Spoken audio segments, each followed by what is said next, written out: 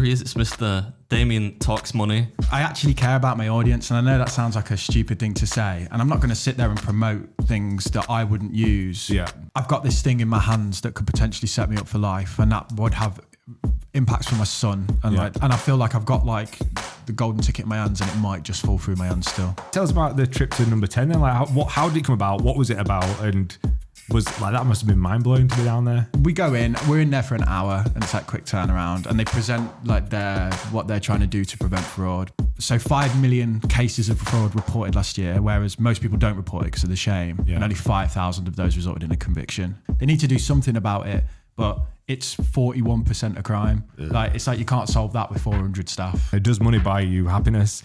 The average person who is 30 will need to be a millionaire in retirement to have any decent quality of life. Because I'm 30. Yeah, Adam ain't got a foreskin. No. Neither have I, so we're in good company, mate. Yeah. Put it there, man. If any of his audience actually come across to watch this, you'd be like, what is going on?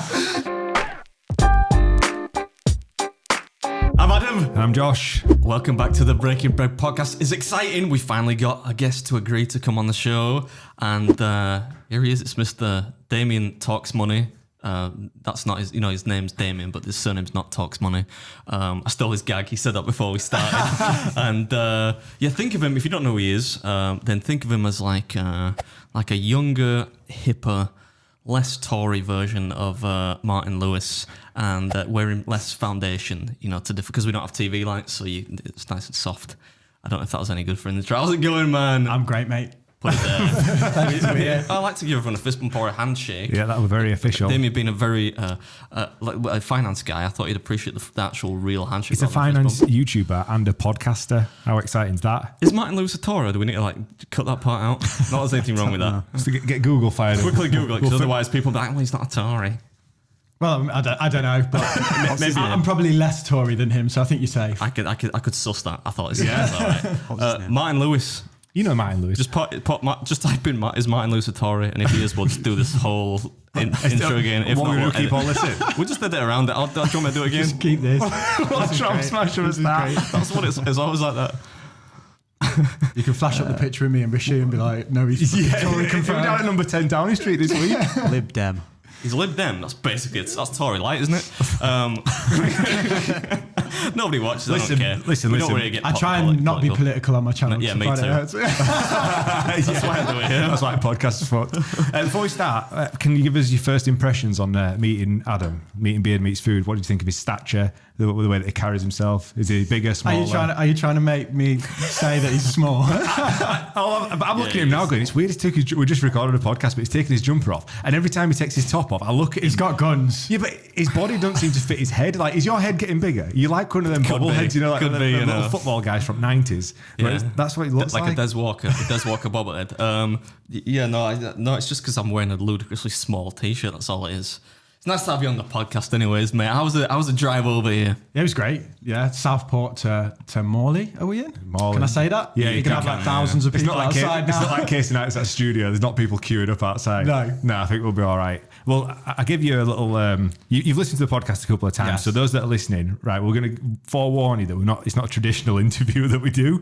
We just sort of like incorporate the guests into the podcast because people get angry with us. Because when we've had guests on in the past, we've talked over him and we've just tried to get him involved, but then people get really pissed off that it's not like a formal interview. It's not a diary of a CEO, hopefully you can enjoy what chaos this is. Yeah. And if not, we'll just delete it and pretend it never happened. we'll pay your expenses and send you back away. But how do we start every podcast, George? With a YouTube comment. It's time for a YouTube comment from you. Now we're going to start off with not actually a YouTube comment. It turns out Spotify have got like a community section on their platform where people can submit questions and comments. Oh, that's fun. Yeah, which Is that true? Yeah. So I found one and I'm like, it's perfect. George, read it. Set the tone for What's the rest of the episode. That's how it starts. Okay. That's the start of the comment. From LG Woodwork, Lee Green. Nice to see you stretching the podcast out to almost as long as your mate's foreskin. What's the name /page of the finance dude? Damien talks money. There he is. Oh, is that why that comment was That's chosen? the segue. From foreskin to me in one sentence. The reason he said that is because on the last episode, one of the episodes, Josh was telling us about one of his Navy mates who has an exceptionally long foreskin, which you can tie up like the end of a balloon. Which is a redeeming quality. Yeah, which is one of his pro qualities. Anyway. Just so we all get to know each other a bit more. Yeah. Adam ain't got a foreskin. No. Neither have I, so we're in good company, mate. Yeah. Put it there, man. I'm not an anteater. If any of his audience actually come across to watch this, you'll be like, what is going on? Any more comments? My mum's going to watch this. Hopefully she should know. She doesn't know. Oh, she doesn't know? No, she doesn't know. Sorry, She Mrs. does. Talks Money. It was her decision, so... So we've got another comment from Roger Fleury, who he comments regularly saying how unfunny the podcast is. He's my favourite Flurry right after Muck. So he's put, "Good morning, Adam and Josh. Josh, it's Roger in South Dakota, not Richard. A great example of your podcast and your commitment to accuracy of your comments." So thanks for the comment, Robert. I'll move on to the next one. Those people make me laugh like they hate it, but they keep coming back anyway. Yeah. Cheers. Any more? Yeah, we've got Sorry, some more. Richard. So we've got Andre Rodriguez. "I don't understand why Adam gives Josh so much grief about the dick references. If you scroll back to early Beard Meets Food videos, there are more dick references than ever happened on this podcast." Is that true, is it? Could be, yeah. It's a bit risque to begin with before we went fully family friendly. Yeah, I don't know if I did that many, but I could be wrong. You lose objectivity after 9 years. Well, in the spirit of the YouTube comment section and you being a big time YouTuber, you've got the silver plaque. 108,000 subscribers, right? Yeah. We asked you to bring a comment to us. Yeah. So we've passed that on to George. George, can you please read one of the comments from Damien's channel? Okay, so this is from Too Cool. "Wow, if only your eyes were half an inch closer together." If only. There's a backstory here as well that he doesn't know about, that, when a comment just cuts really deep. Oh, no. So I'd never get that, but okay. No, my son, he's 10. He says I look like Sid the Sloth. I didn't want to laugh because I can see it, but Yeah. The bad thing is he looks the double on me. So, yeah. Joke's on him, but yeah. Brutal. I just sat there staring at that comment for a good half an hour thinking, he's nailed me to a wall there, hasn't he? That's brutal. bodied, as the kids say. What's it like to be out of your studio then and actually like out in the real wide world? Because from what I've gathered from most of your script writing on your channel, you spend most of your time in that room in your house, I guess, writing, recording and uploading and going insane. Like, is that pretty much the massively, long? Yeah. And then I upload it in the kitchen and I just like stand there like having a crisis. Why in the kitchen? Is that to be like close to your wireless router or something? Well, do you know, my internet's so bad that I tether off my phone to upload my videos and I have to drive like half an hour to the nearest 5G thing. Seriously? Yeah. So I'm on copper wire. My God. Yeah, it's awful. Yeah. But yeah, no, I don't see the light of day. I mean, I have recently. I've been going about with the channel. Yeah. But I saw the if I may say so, Casey Neistat-esque trip to Downing Street, right? Filming on the train. Yeah. Saw that. So at least you get some sunlight. Otherwise, you look a little bit more tan than me. That's just one day in the garden yesterday. Just burnt. So yeah, but no, I mean, it's the nature of what I do is lots of reading academic papers, scripting, trying to find humour in it. I don't leave the house. Wow. I mean, to be like, credit to you, because you do actually put humour in what could be seen as a dry topic. And what I must say is that the channel has bags of integrity.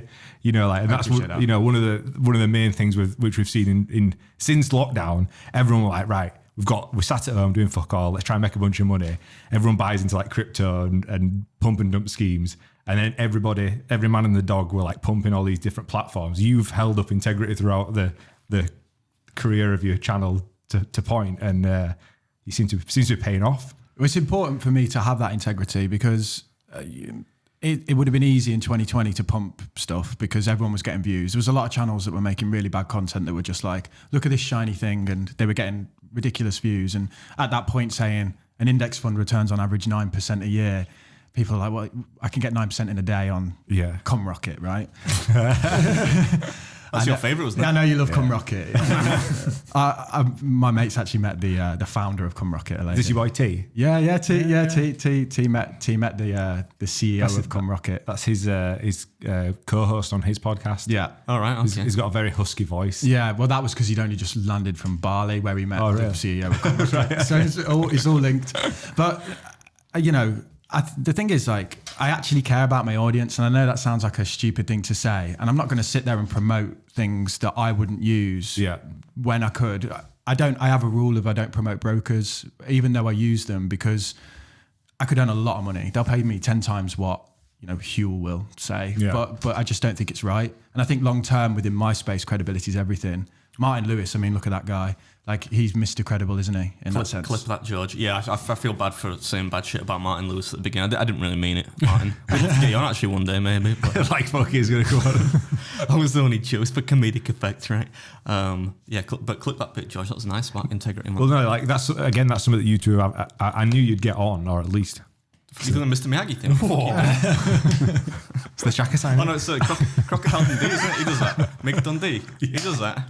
What a tramps, man. Anyway, what were you saying? But I knew you'd both have that in common, at least with the integrity of the old YouTube space, not selling out too early. But like, and also that you were both bankers, right? Or worked in the banking sector. Finance. It rhymes with banker. Tell us a little bit like how it all started and how you end up getting onto the old YouTube. Yeah, I mean, I've been a career finance professional, if that means anything. I always worked on the sales side, which I don't think people realise that within finance, there's sales teams. That's essentially what I would do. So I would always work at the client-facing side of the finance arm, which essentially meant that my skill set was taking a complicated finance product and selling it to people, which is kind of what I don't sell products, but what I do is I take finance that people might not find very approachable and break it down in a way that is. So that's kind of where my skill set is. At the same time, I've grown up on YouTube, probably like most people. I was there for my whole life. And I saw that the American guys were doing it. And I thought that the UK market was pretty underserved and that the UK deserved like UK focused content rather than just watching them talk about Roth IRAs all the time. Yeah. Which is like their version of an ISA. So I just went for it, and serendipity or whatever meant that at that point... Nice. We love a good word that Josh doesn't understand. So like, bit of luck. Yeah, being a lucky bastard meant that at that point in 2020, that's when like GameStop happened and lockdown, and I think I just was in the right place at the right time, and that just meant that the channel took off at that point. And I didn't duck out then when the bear market happened, which a lot of my competitors did. I just kept going. So. Bear market, the opposite of a bull market, of course. Yeah, when everything was going down, all the people that were like, everything's going to the moon, they then look like idiots. Whereas I was like, this can all go down, Well, yeah, I mean, like you look at some of the big channels that have backed some of the like the FTX scheme, and for those that I'm assuming that people will have seen that Sam Bankman-Fried guy who ran FTX. Yeah. He and Alameda Research, which was the hedge fund alongside it. Yeah, they paid a bunch of like big Andre Jake, Stephen Graham, everyone. Yeah, everyone got paid to be sponsored by this FTX. I didn't get paid. You didn't check your emails, It was getting DMs from sidemen and fucking ignoring them. Can we overlay that? Is that something we can talk about, by the way? I think we talked about it already, didn't we? I don't think we have. I think you were away when it happened. Oh, right. Well, so one of the maybe not when that Damien said. One of the main sidemen DM'd Adam. Hey, I'm one of the sidemen. Main sidemen? Yeah, well, yeah, like there's got to be like 18. Is there a hierarchy? There's got to be, aren't there? It's like KSI. I know KSI's top of the. I don't know where fucking Dasher, Dancer, Prancer, fucking Grumpy, Sleepy. I don't know where the fuck they all sit. But I didn't want to do it. It's not a crime, is it? To not want to do a video with No, mate, fair play to you. You'd rather be in Morley talking to us idiots. Yeah. Natch. Us idiots, not you. You're not an idiot. Anyway, what were we talking about? These big creators taking on all this. It's like, how much money will these boys have been paid? So you're talking like that Andre Jake. Yeah. He were doing hundreds of thousands a month, maybe millions. I mean, if you look at the fact that like the gambling websites pay, you get stake gambling, and they were paying Aidan Ross, the streamer, $2 million a month, to gamble on his stream. Right. Well, were you thinking what Sam Bankman-Fried was doing was operating a Ponzi scheme where he needed money to come in, so he would pay any amount of money to get more money in. But yeah, I mean, you had like D-list finance creators getting 50, 60K a month. So these guys were probably getting like $1 million a month, maybe. I mean, I can't speculate, and they might have a go about me saying that, but at the same time, They approached everyone. They approached me, and they were offering me what I would consider 10 times my market rate. So if I say charge X for a sponsor, they were sticking a 0 on that. So they were doing the same for those guys, to the point where they ignored the obvious warning of if something's too good to be true, and they took the money. So.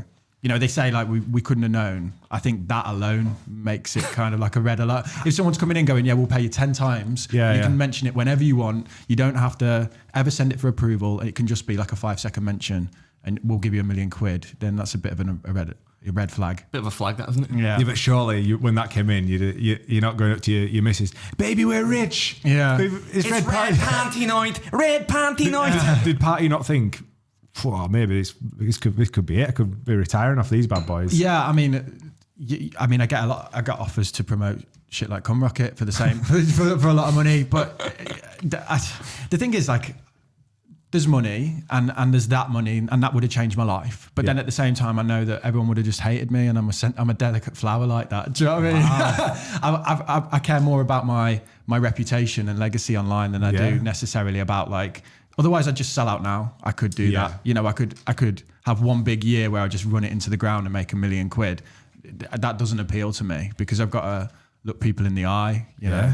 And I like that. That's you got a good guest here. That's heartwarming, that, right? Yeah, of course it is, because I think that's a big deal, especially on YouTube, right? Which Damien will know is not a platform where integrity is ubiquitous. Let's say it's not something you associate necessarily with. Because, there are ads everywhere and people saying, I'm using Manscaped's latest ball shaver. Sorry if they sent you another request for an ad raid, but I'm going to piss you off again. But it's the greatest ball shaver ever, I get that, man. It's nice because long term, like you say, to your audience, integrity matters more, right, than an amount of money that you paid then and there. I'm not saying that, like, we're not hippies. I'm not saying you can't earn money, but like in the long term, that integrity will... Not only will people like you for it, it'll pay off economic as well, because people are going to come back and watch what you're doing because they think you're being honest with them, right? Yeah, I remember watching your videos in sort of the lockdown time, post-lockdown. Same for that Andre Jick. I really liked his content. He was the reason I started. Was he really? Yeah, because I saw him entertainment value within it like a bit more, and I thought, well, if they're doing that in America, I can do that over here. And I thought, well, I'll be like the Andre Jick to the UK. And then I just seen his complete downfall in terms of... He just shilled a load of shit into the ground. It's dire, isn't it? It's like I used to really enjoy watching. He's a guy out of Las Vegas, and he used to be a magician. Yeah. Like Vegas, it's cool. And when he'd had that little bit of an element of magic, and the script writing was really clever, and he changed sets, and it was really well produced, and it were an entertaining, nice consumable piece of content. But now I can't watch his. Does he just do like loads of sponsored stuff now? No, he sold out on this FTX stuff. Yeah. Oh, right, he was part. And then he had to do like I'm sorry, I didn't know. There's two angles to it, right? You either sold out and you knew, or you didn't know, which is just as bad because you're claiming to be an expert in these things. True, so like, there's no way to defend it in my eyes. Yeah. People are coming to you going, oh, you'll tell me what is a good platform. They might not tell you the investment, but if they're saying this is a good platform, that's your job to say that, right?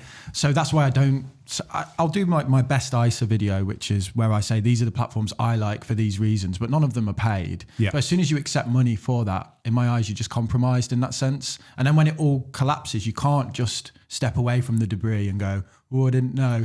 Like, where's the money? Yeah, it's a bit different to like... I guess like the creator space that, we've like teach people how to make videos. You can say, oh yeah, I like this filter for my camera lens. It doesn't exactly matter, does it? If it all goes wrong. You're right. There's a lack of credibility within YouTube, but then I think within the finance space there's an even heightened need for credibility. It's not like, Rage Shadow Legends or whatever. Like, have you watched our podcast? Do you know how much he turned down for Rage Shadow Legends? It was like 30 grand for a minute or something stupid. Fuck those guys. But my content has real world consequences, because even if I sit there and say this is not advice, I can't ignore the fact that people are going to they're going to take on board what I say. That's why they're watching it. And any creator in the finance space that says, oh, it doesn't really matter, they're naive. And I think that's wrong. Well, when you look at the channels, then I guess the the beard meets food equivalents in the finance space, which would have been the Andre Jig, Stephen Graham, all these people. It's Fuck true. you. It fucking is. Graham Stephan. Graham, what do I keep calling Stephen? Stephan Graham. His name wrong. Everyone's gonna be like, that guy's a fucking clue. Sorry. That guy in the comments shows how well researched you are. Like, how did you feel like with the imposter syndrome side of that world? Because it's a pretty deep topic that you work in, and then you've got these high flyers that are obviously. It's almost crippling for me, the imposter syndrome bit. Like, this is a part of the creative process that I don't think people see. But like, my biggest fear is just being wrong. Do you know what I mean? Yeah. Like, I can take people saying my eyes are too far apart. It's true. but like, finance is this weird thing where it's like it's a science and it's an art. Yeah. Yeah. So like, there's definite ways to do certain things, and then there's a myriad of ways where people disagree. And there's always a smarter guy in the room, right? So I can like post content in my style, and there'll be someone who comes along who's like PhD economics who'd be like, well, this is wrong because in the 70s, blah, blah, blah. What I've had to tell myself is, well, it's not actually about being the smartest guy in the room. It's about communicating a message that benefits a lot of people. And I'm good at that. Like, you're not, right? Yeah, Otherwise, you'd be doing it. Because there's so many experts out there. And what I think is experts forget what beginners don't know. If we liken it to this table, you get like some guy coming who's a master at making tables. You go, show me how to make the table. You'll be like, well, you just cut the wood. And you'll be like, whoa, what wood do I use? Do you know what I mean? Like, the very beginning steps, experts forget.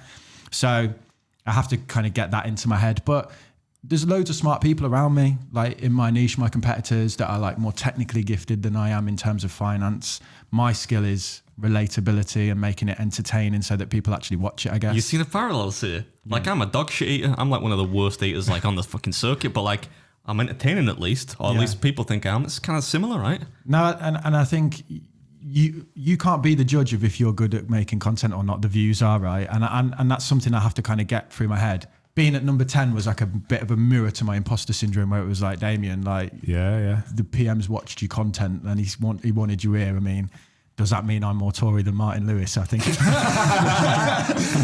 Am I taller than Rishi Sunak? I've got to be. That dude's a man. Look how small he is. So I got some interesting stories about there if you want to assassinate him. Not literally. No. The character kind. I've got my pitch outside number 10. I don't care what they think about me anymore. So he is short. Like, and do you notice his trousers are always like short? Next time you see Rishi Sunak full body, which is rare, his trousers are short, so they like come in at his ankles. But each suit he wears is like £3,000-4,000. So you got to question, why are they making his trousers so short? It's to make him look taller. And also, because it's a tailor's trick to make your legs look longer. Also, as well, we all had to sit down. So when it's like some Tom Cruise shit, right? Yeah. Like the cameramen are all shooting from the ground, and we all had to sit down in the room because he looked at me. I'm like 6'3", and they're like, no, you guys get on a knee, mate. Yeah. So I think there's nothing wrong with being short, but there's a lot wrong with pretending you're not. I think that's the point. Like, he clearly tries to give off, because I thought he'd be taller than he was. That's got to be like the power moves for like for the global shifts, hasn't it? Like, he's got to look. I guess he might have to look more powerful. Imagine in stature than he. And like, take away like how good or bad he is at the job, and just hit the headlines of he's worth like hundreds of millions and he leads a country at 42, and like the biggest worry is his length of trousers. Yeah. Do you know what I mean? Like, he's done all right from a perspective of success. He could probably be like, it doesn't matter that. Yeah, and his missus is a billionaire, right? Isn't she? Yeah. But she doesn't live in the UK, so no. So what was that like? Tell us about the trip to number 10 then. Like, how did it come about? What was it about? And was like, that must have been mind blowing to be down there. Yeah, so I was sat in my studio on a Thursday night, and I just got an email that was like, confidential, Damien Jordan, and that's a good way to get someone to read an email. Just put confidential in the title. I opened it and it was like, do you want to come to number 10 to talk about fraud prevention? And I just emailed back going, well, this is clearly a scam, isn't it? You email me about fraud prevention. You email on Thursday. It was like, I can assure you it's not a scam, blah, blah, blah. We're inviting some creators down. Their whole thing is they want to get outside of traditional media because they understand the conversations happening online. I've got like a few million views on content about the mistakes that I think that they've made, and they can't control that, can they? They have no way of influencing that. So they invited us down. We went down on the Tuesday. We got there. They actually had the wrong name down for me on the door. they had another Damien in finance called Damien Farhay. So I think I backdoored it in. I don't think they meant to invite me. You've done that a few times, haven't you? Yeah. Daniel was telling me at the Christmas party. Oh, sorry. I backdoored it. Yeah. So, and then we go in, we're in there for an hour and it's like quick turnaround and they present like what they're trying to do to prevent fraud. Because if you spend any time online, fraud is like everywhere and it's almost like you're desensitized to it. Yeah. But when you actually think about the fact that you probably targeted 20, 30 times a day through like comments, emails, texts, that's pretty crazy. I mean, the bots under your boys' videos will be mad. Like, you know, like a replica of... Come talk to me on Telegram. Like with a winky face. Fuck off. Yeah. And they work. Yeah, that's the scary thing, isn't it? Yeah. But what you actually look at when you look at the UK versus other countries is because we don't do anything about it. So the scammers are global. And what they do is they look for the easiest markets to target. The Americans have had loads of success in stopping it by basically chasing them around the globe and locking them up for decades. So the scammers go, we're not going to target America because it's pointless. The Germans are the same. By us not having an aggressive stance towards these scammers, we essentially just are like a car with the key in the ignition, right? So we need to do something, otherwise it just keeps getting worse. What was the stat that you put on your video? Like how much money is invested in it versus what it's worth? It was like a percent of... Oh yeah, so 41% of all crime in the UK is fraud, and most of that is digital. 41%, yeah. So like when they're talking about stabbings and terrorism, it's like a drop in the ocean. But 1% of the police budget is spent tackling it.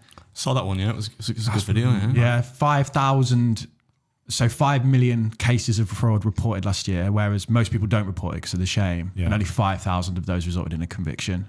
So because of the shame? Most people won't admit that they've been scammed because they feel like they're idiots, essentially. I once got about 3 years ago, I went to do like the Christmas payroll for everybody that worked here, and my bank account was zero. And then at that point, I'm like, where's all my money gone?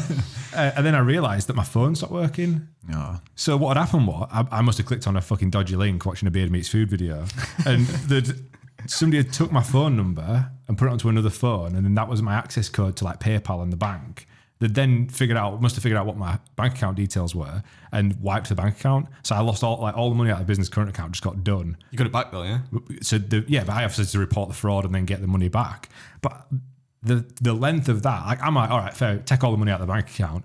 That's like it's tough, but you've got through one level. But to get to the point where you've had to get the PAC code to transfer my phone number onto another phone so that you could then use that as an access key to get onto my bank. I was like, that's fucking terrifying. Yeah. Bastards. The craziest example that I've seen was one of my mates. And you know, when you have a Christmas party and it's like a big exhibition hall and you hire like tables, so you're in there with loads of other companies. So you could have like 200 tables in the room. When everyone's pissed at the end of the night, they just leave their jackets on the back of their seats. And the scammers will hire a table in there, knowing that, and then go around and just like take pictures of everyone's ID and cards, put them back in. And my mate, he got a call from Hertz, you know, the car company. And they were like, are you going to bring back the 3 Land Rovers that you took? They're like, what are you on about? And they were like, yeah, you hired 3 different Land Rovers from 3 different locations across the country. And he was like, I've not done that. And they were like, oh, okay. So they just took them and sent them to China and sell them. Wow. And then his sister called him and said, something really weird's just happened. The postman came to his door with a package for you. It was in an apple box. And some guy jumped out the hedge and grabbed it and ran off. And basically they take all the details, they just sell them online on the black web. And then every type of scammer that does every type of hustle just rinsed him. And for like 6 months to 12 months, he was like just trying to battle all these different scams. My God. Simply because he got hold of his wallet. It's mad. That's terrifying, isn't it? Yeah. You've been scammed, Rob? Have you ever? 1 in 15 adults have in the UK. I don't think I have. I'm just thinking in the back of my head, I'm sure I had something with a bank account I had back in the day, maybe, where like I don't know if it, you know, like that kind of really primitive stuff where they used to like skim debit cards and then like, make new versions of the card with that data. I don't think you can do that now, but I think I might. I don't know, but I had so little money that it probably maybe somebody took 80 quid and I reported it, and it was like it was back in the next day or something. But nothing major, thankfully. It's investment scams now. So the problem is that people's like perception of scams fails to keep up with the times. So most people think of scams as like what you had, where the money goes missing from your bank account. But actually, the most common ones now are like fake investment scams. So 40% of Premier League football clubs are sponsored by scam companies at some point. You know, saw that video. So it's it's like what appear to be legitimate companies that are just actually you give your life savings to and then they take it. So that's a more prevalent scam now than the stuff that you're because is it not like it's like on Instagram you've got to declare and YouTube you've got to declare it's been like a paid I suppose that's what would be on a football shirt, wouldn't it? But you would think I'm thinking like, is there some sort of like a vetting process to who they can be sponsored by, especially within that legal realm or that financial realm? So they'll say owned by? They'll say it's FCA regulated, which is the regulator. Yeah. But what happened when we were in Europe with Brexit was there was something called passporting rights. So they could be authorised in Europe through Cyprus, which has a patchy reputation, let's say. Right. And then they would instantly be authorised here. So what they got around it that way. So then the football clubs can go, well, they're authorised by the regulator, but it's actually due to the passporting rights that we had with Europe.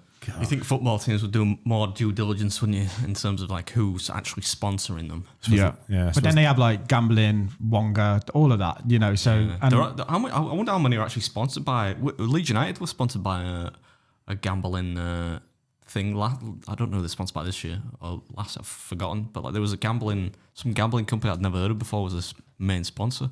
yeah, and it's because you know lads who like to gamble are the main demographic that they're after. Football, so that's why you get like crypto betting and these scam companies.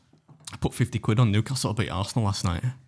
Thankfully, I didn't. I'm an Arsenal fan. I don't know if you knew that. Oh, are you? Yeah. I'm a City fan. Yeah, Man City. Yeah. I'm gonna throw it out that window. No, I'm joking.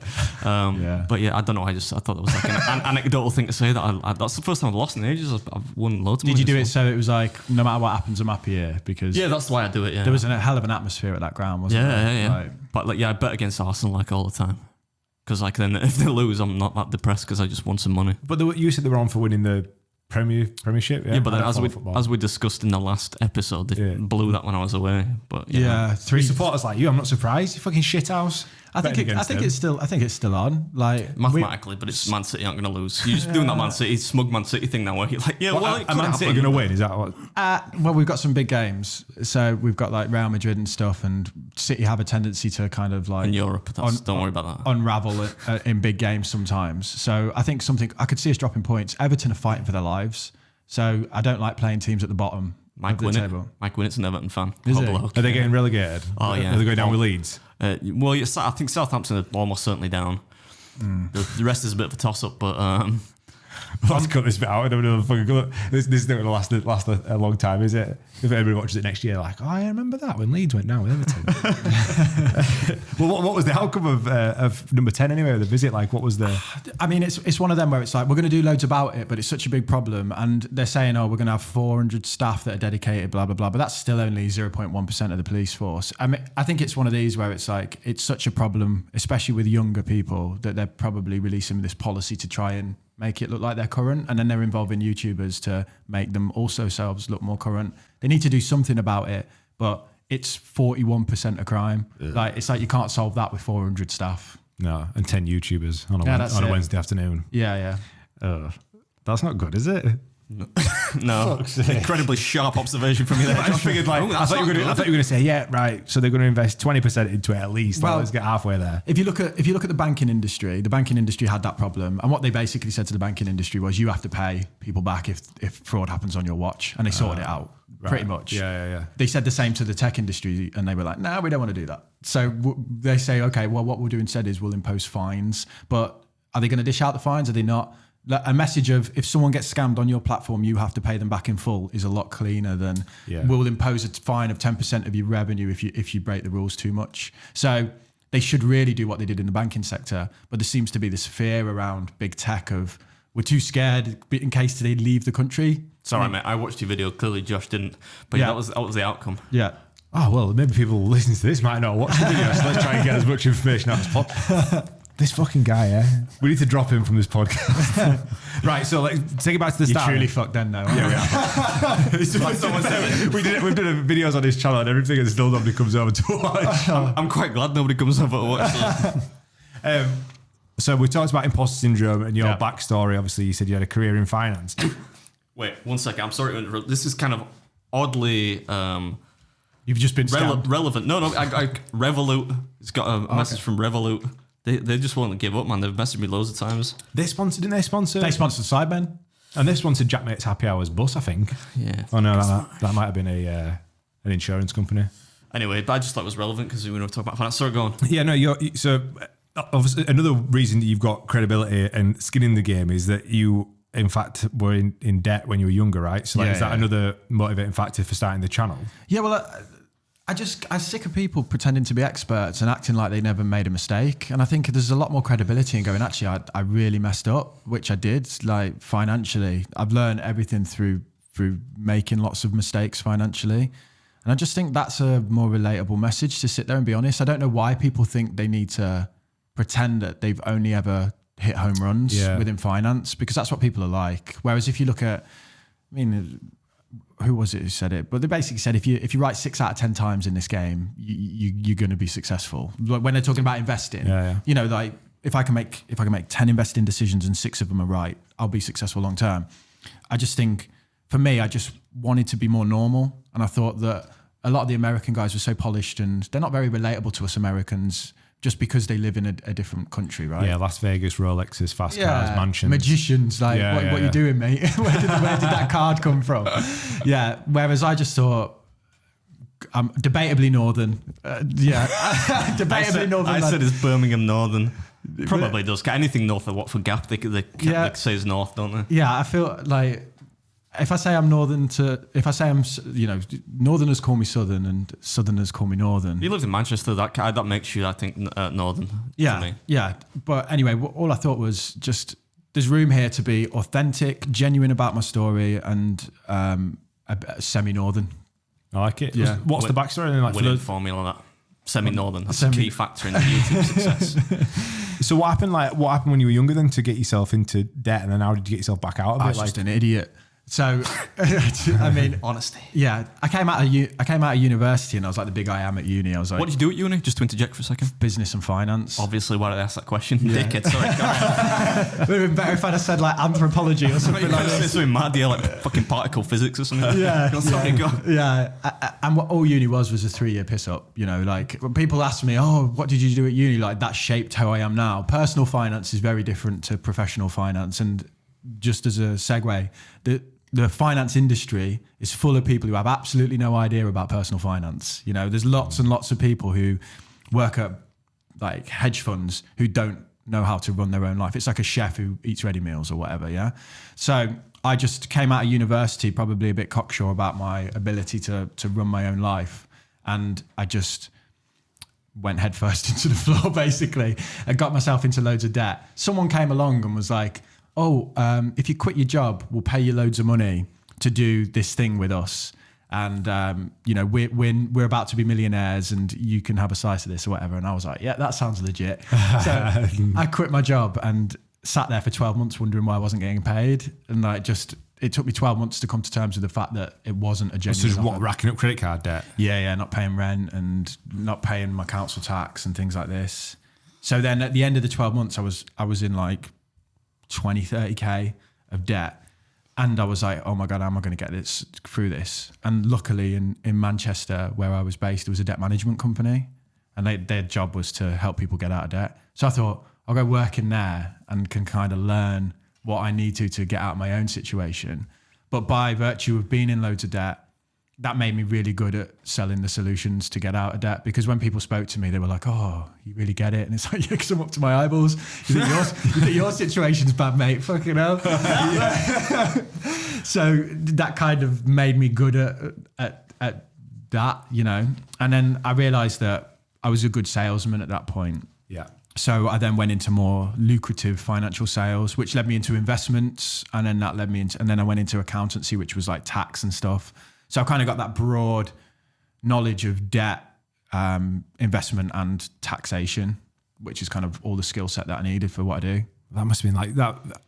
To be in that level of debt must be so daunting for people. Because like we've had questions before, like from people who listen to the podcast saying like, "Oh, have you got any advice for my wife's just lost a job or whatever?" Because that was one that we got submitted, wasn't it? And I'm going, fucking, I've got no idea what to say. That's that one of the reasons I thought, I'll bring you on, because in the current climate, face of the up world, to it early. Like, don't bury your head. Like the key, working in the debt solutions industry, the one thing I realise is people wait until the wolves are at the door before they do anything, and then it's almost too late. And don't be scared of the people you owe money to. They're not the enemy. People think, oh, I'll ignore them because they're chasing me.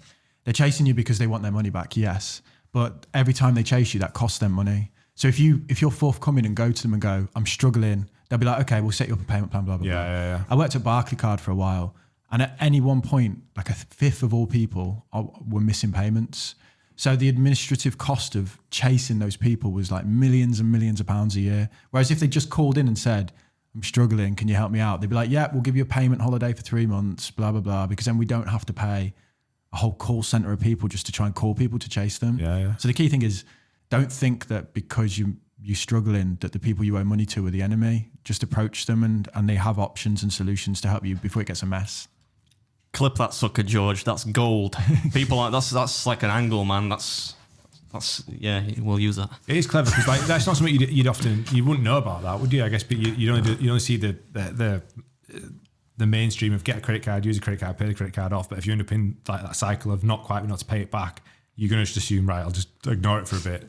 Yeah, it might go away. I worked for a credit card company in part time when I was at uni. Oh yeah, fucking horrible. Yeah, I hated it. But people there a lot of time they were on like payment plan, because they couldn't afford shit. The worst part was like they used to say to you like, oh, if somebody calls and say like about a late payment, they'd be like, well, you could maybe just tell them like to cancel the Sky subscription. I'm like, look, mate, this ain't the Citizens Advice Bureau. I'm not telling somebody to cancel the Sky Sports subscription, man. You fucking sort that out. Yeah, I'm just here to tell them how much is in the account. But yeah, that was terrible. I hated that. Yeah, that's when I worked there, like just in that interim bit in uni, in the call centre in near Middlesbrough it was, because I went to Durham Uni. Lovely place. Yeah. It was actually Stockton-on-Tees. I don't know. Fucking hell. Yeah. Jesus yeah. Christ. Have you ever been Stockton-on-Tees? Yeah. Oh, what a place. If you live in Stockton-on-Tees, get out. Yeah. Get out now. So yeah. Is that where Randy used to go get his parma off? That's what that He did get it from there. Yeah, chicken parmas. Yeah. They were great there. Sick. But yeah, so that was Stockton. But no, they had the call centres there because the accents are really friendly. Yeah, they say about regional accents, right? And call centres they're always in places where people have thick regional accents. Exactly, like yeah. Liverpool, Newcastle, Middlesbrough. Yeah. How does this world differ from your world then? Because obviously those that are listening now may not know that you previously worked in the money banking financial sector. I was one of those wanking bankers, as that bloke used to say on when he was interviewed, that famous meme interview. Yeah. No? Anyway. I used to hate work. I used to work for a retail stockbroker, which sounds like glamorous, but Damien will probably know it's not really. I used to manage a team of people who would take instructions from people to buy shares that they often knew nothing about. Yeah. Yeah, so really the only thing, I thought the only thing we might get into is, I don't know I've not seen I saw your video on prediction, people, the art of prediction, and now most people are dickheads and wrong. But the only people I ever saw make money on the stock exchange in specific, either you get like typically older people, right, who've had a lifetime of putting money into very secure, or typically quite secure things like funds, ETFs, gilts and stuff like that. Even the old war bond, which is still around from like World War II. So they would make it because, generally the economy grows. That's the idea of the economy, right? So they would make money in like secure investments over time. The only other people that would really make considerable amounts of money were people that pretty much took a punt on something, Mm-hmm. So like anyone, like a company on the AIM market, alternative investment market, if you don't like this, maybe like a precious metals or an oil mining company, right? Who might say, oh, we found a little bit of an indication that there's some oil in this sand, and somebody would basically gamble and be like, oh, that sounds good. I'll put money in that, and they would find oil, and then the price would go up or something like that, for example. But typically it's mostly people losing money that I would see in my experience. It's like, I think like 90% of traders. So there's a difference between what I talk about, investing and trading. Most people confuse the two. Investing is what you're talking about, picking stable, well diversified, as in lots of different investments in. They can either be big companies that aren't going to go anywhere, or index funds, right? Which is just a an investment that you can buy off the shelf that will invest in hundreds of companies at once, maybe the top 500 companies in America. And you just do that consistently long term, and that typically pays off. The problem is what we see online is trading, which is trying to predict the market short term, day to day. And 90% of people who do that lose. Like, A mate of mine, not mate of mine, sorry, my dad, when he was here, he used to play golf at this golf club, right? Which is where you typically play golf. Fuck, I said that. Cobble Hall Golf Club in Leeds, give him a bit of a shout out, sponsorship for you there. And one of his mates there had a job, right? And he I think he just opened an account. He did a bit of day trading, made a little bit of money, and started having to do this full time, and ended up going bankrupt. Lost his house, lost his family. What does bankrupt mean? What does that? What, Means you've got no money, right? You've lost more money than you actually physically. what you owned can't cover what you owe. So you're insolvent. So people can go bankrupt with millions of pounds worth of stuff. What happens when? Because I mean, you spoke about Kerry Katona, right? Yeah. So you're going to do an interview with I'm speaking to her her on Thursday. and she's gone bankrupt twice. Yeah. So what's like? Do you get like a black mark against your name for like 5 years? Like the black mark thing? So is the blacklisting, as they call it, exists from when bankruptcy first originated, and all that would mean is that, you know, when you go to a high street and you would go to a butcher's and a greengrocer's and all of this stuff and buy shop at a time, they would often give the food on credit. And if someone didn't pay them, they would put a blackboard in the window with like, this person hasn't paid me. So the other shopkeepers could see that. So there's not like a black mark or a black list. That's probably complete bullshit, but I told it like 5 years ago, and I'd run with it. Yeah, I like it. No, but what you're actually talking about is a mark on your credit rating, which is you get these things called default notices or bankruptcy. And that lasts for 6 years. After the 6 year period, it comes off and no one can see it anymore. Right. So there's an argument of if it's going to take you longer than 6 years to clear off the debt, then insolvency might actually be a good solution for you. But this is why mortgage advisors ask you, have you ever been declared bankrupt? Because they can't necessarily see it beyond the 6 years. So they want to know because, you know, there's a likelihood that someone who's been bankrupt might still be irresponsible with money, like these kind of things. So, I don't know why you're looking at me. I've never been bankrupt. I've had some hard times, but I've never been bankrupt. Yeah, it's serious. And how did so like I know you haven't spoken to Kerry Katona yet, but how did she end up bankrupt? Have you done a bit of research yet? Like how did she go bankrupt twice? I mean, I'm going to ask her, but He's not done a fucking interview yet. It's interesting, though, isn't Give him a break. Yeah, but I think the thing is, like, what people need to realize is more money doesn't fix your problems. So when I worked in debt solutions, I used to speak to footballers that were earning like 30, 40 grand a week, and they would have to go bankrupt because they were spending 60, 70, because they come from a background when no one had taught them about money. So they're looking after like 20 people, you know, all the boys, all the family, everyone. So most people who end up bankrupt that are wealthy, I mean, if you win the lottery, you're like 7 times more likely to be bankrupt than someone who hasn't. You always hear about shit like that, don't you? Lottery winners going bankrupt. Yeah. It's because they look after too many people. They just think the money will last forever. Like there's no financial plan in there. So it's actually, I think it's quite easy if you get a big injection of cash and then your understanding of that is, I will always be okay financially. Like then you just run through all the money. Yeah, don't do that. Save it all. That's why you keep calling me a tight ass. Bank it all, man. But how are you saving it? We'll get onto that, don't worry. But, in case my sister, I know she does occasionally listen to the podcast. See, so when you're asking me for a personal loan or to buy you some, I don't know, a dress from Saks Fifth Avenue or something, that's why I'm saying no, punk. Yeah. Anyway. So what like are people scared? So obviously rather than just putting it in your bank account, I know that I've heard you say it before, like people are scared to invest. Because I know like when the reason I started watching your channel, watching that Andre Jick's channel, watching all these people was like, no one teaches this at school. So No. like, I'm working now, you know, I can pay my mortgage. I'm paying my mortgage every month and I've got a little bit left over. Do I just save it? How much do I save in my savings? And then whatever's left over, do I just let it pile up? Or do I then stick it somewhere? But it's such a daunting, like widespread option. Yeah, like bonds, stocks, ISAs, LISAs, property. JISAs for your junior folks. ISAs, And you've got a kid, I've got a kid. I'm like, where the fuck do we start with all this? You know? Well, so first of all, separate the accounts versus the investments, right? So ISAs, pensions, junior ISA, all that is an account, like a bank account. Like you put stuff inside of it. The shit analogy I use is that they're like a shoe. They protect your foot. Yeah, That is a shit analogy. That's the worst one yet. no, they're like a shoe. They protect your foot. They won't move forward by themselves. You need to put stuff in them to move them forward. Yeah. Fuck you. It's actually quite good, that, So He's going to clip that now, show his mates. I said, fuck you to be So the thing is, like, people muddy all those options together and they start thinking that their ISA is the investment. No, the ISA is just the thing that holds the investments. Yeah. All those are tax wrappers. They protect the investments from tax. Yeah. Now, the investments themselves and the perception of risk that people have. So people think that having money in a bank account is safe.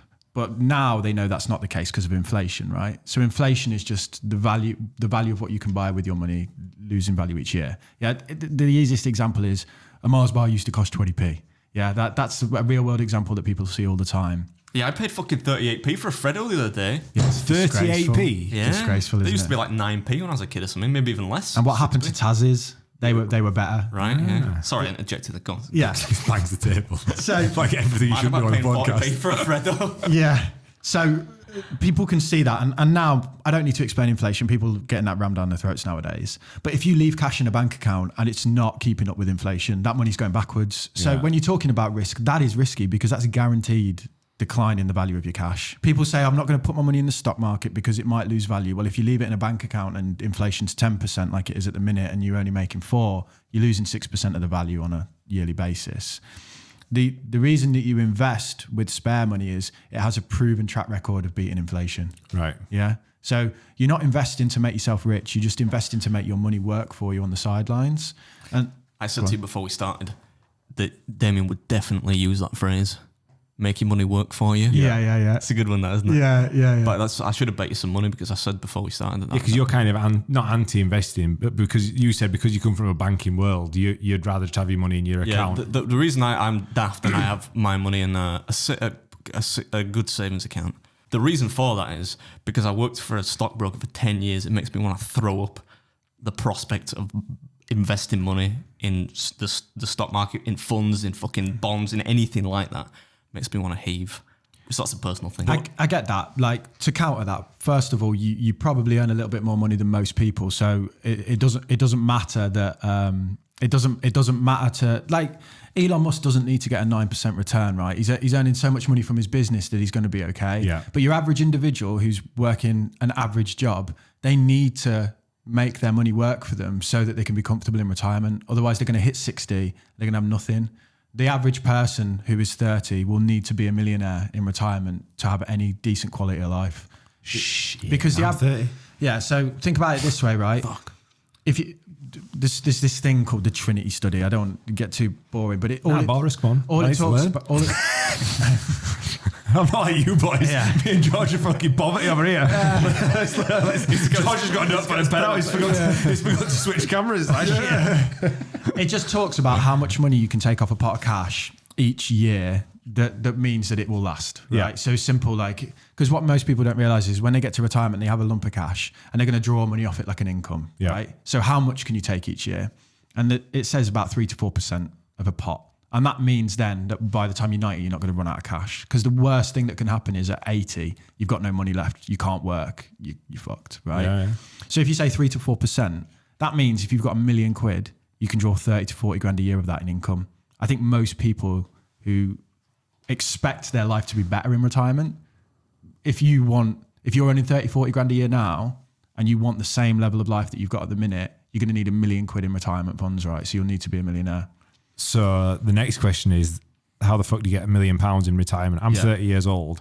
How do we get to that? Because that seems like so far away. Yeah. Like how is it possible for somebody at 30-year-old now to get to £1 million in retirement? Well, you use the benefit of compounding to help you. So if I give you a stat that maybe bring that to life, if at birth you take a child, you put £5,000 into an account for them, and it's invested in a stock market, like the global stock market or the S&P 500, which is the top 500 businesses in America. You don't touch that and you leave it till they're 60. Yeah, so no more money goes in, just a £5,000 at the start. Using historical averages, that'd be worth £1 million at the point they were 60. Because it goes up by an average of 9 to 10% a year over the long run. So in the first year, 5,500. That's reinvested. Then the next year it's 9% of 5,500. By the back end, they're making like ridiculous amounts of money in interest every year. Do you know the old, it's like you get a chessboard. There was an emperor and he said to a guy like, oh, you helped me win the war. What do you want? And he was like, just get a chessboard and put a grain of rice on the first square, 2 grains on the next, 4 grains on the next. Yeah. And the emperor was like, oh, this is a piece of piss. By the end, the total amount of rice on the board is like 14 quintillion pieces of rice because it keeps doubling. Yeah. So it's this like, that's what I mean when money works for you, right? You use time and you don't even need to put that much in. You could put a few £100 a month in every month over a long period of time in a tax advantaged account. That's the main thing, like that it's not being taxed at the end. Like an ISA. Yeah. This is all the pension is, right? And the reason that we now get auto enrolled by companies is because they're trying to force us to do that because they know the state pension is only £9,000 a year. Right. And by the time we retire, it's going to buy you 2 Freddos. Yeah, 2 Freddos. Criminal, isn't it, man? Yeah. Yeah. The main thing is like, you just invest consistently in a well-diversified investment inside of a tax-advantaged account like an ISA or a pension and do that long-term, and that's all you really need to do. You've made me feel a bit better about my daughter's future because when she was born, her great-grandma, who is still alive, put £5,000 into an account for her. Oh, amazing. So that's is it invested though? It was a cash account, wasn't it? Is it cash? It's a kids' savings ones, but it is doing like 8% or something. It's doing mad numbers because it's kids. I think it's like a kids ISA. Like a tracker or something. Okay. It tracks some kind of it needs to be invested in something that can achieve a sensible return, which would be like the stock market. So if it's in cash, it's just going. I'll speak to the missus. She's in charge of that one. You would use like a junior SIP, which is a UK product. Write this down, George. Put it on the notes. Clip it. Put it on the notes. Yeah, junior SIP, and then you can invest that way. All right, next question then. Go on. I'm 30 years old. Yeah. I need £1 million to when I retire. Yeah. I want to retire. Can we do some compound calculator in? Like, can we do calculator in? Let's do this. Not off the top of my head, but if you do you think he is like a savant? He's like he's going to calculate us all off. But this is like if I was a listener and I was sat there and I'm like, that idiot Josh is representing those idiots. He needs to ask these questions. These are the questions I need to know. I answer because I want to make sure I can retire. Yeah. So what do I go on? Compound calculator. Just type compound interest calculator into Google.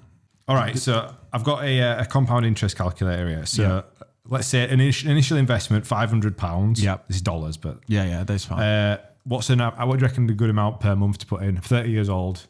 I mean, I'd like to think that leftover whatever you want to put in, but like a couple £100, 100 quid. All right, let's go £200. Yeah, £5,000 a month for every Beard Meats Food video that he's paying for. Now you've lost all your clients.